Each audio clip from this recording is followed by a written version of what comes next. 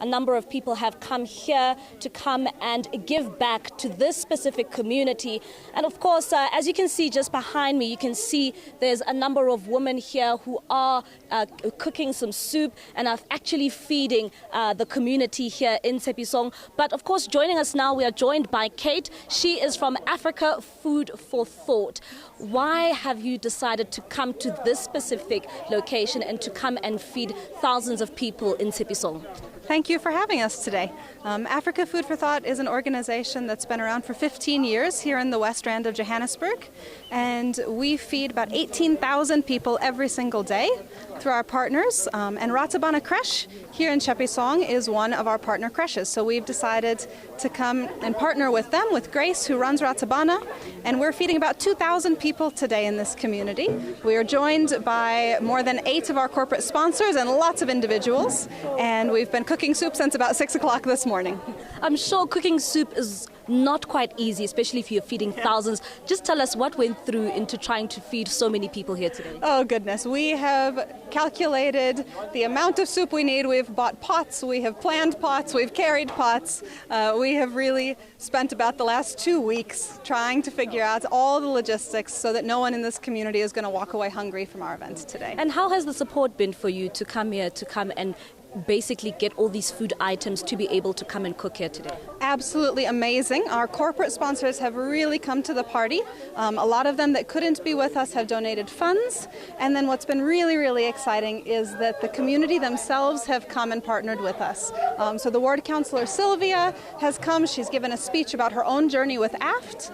They've organized the CPW ladies. They've organized City Parks, who was here helping us plant trees this morning. And really, it's been so fun. We've had random organizations from the community that we hadn't even spoken to hear about what we've been doing today, and they've come and just shown up to say, how can we get involved? We don't have resources, but we really just want to help. All right, thank you very much, Kate. Tami, as you said a bit earlier on, you said that Newzroom Afrika is also doing their bit for Nelson Mandela Day, and I'm just going to take you through to some of our staff members who have come here today. And as you can see behind me, a number of Newzroom Afrika staff members just putting aside the perishable items which have been donated by a number of our staff at work. But I'm just going to grab one or two of our CEOs. They are both here, Tami. As you can see, Tabile is here and Tox is here as well. Tabile, tell us, why did the company choose specifically to come to Tshepisong and give back to this community?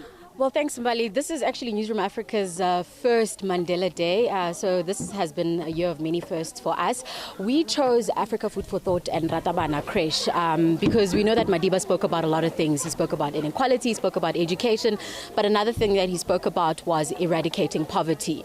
So as part of that, we decided to collect amongst ourselves our 405ers in the building, and we all managed to collect a few non-perishable goods to donate to the creche. We also have a cake here to celebrate Madiba's birthday, because at the end of the day, the kids want to say happy birthday to Madiba. So as Newzroom Afrika, we're really excited to be here today.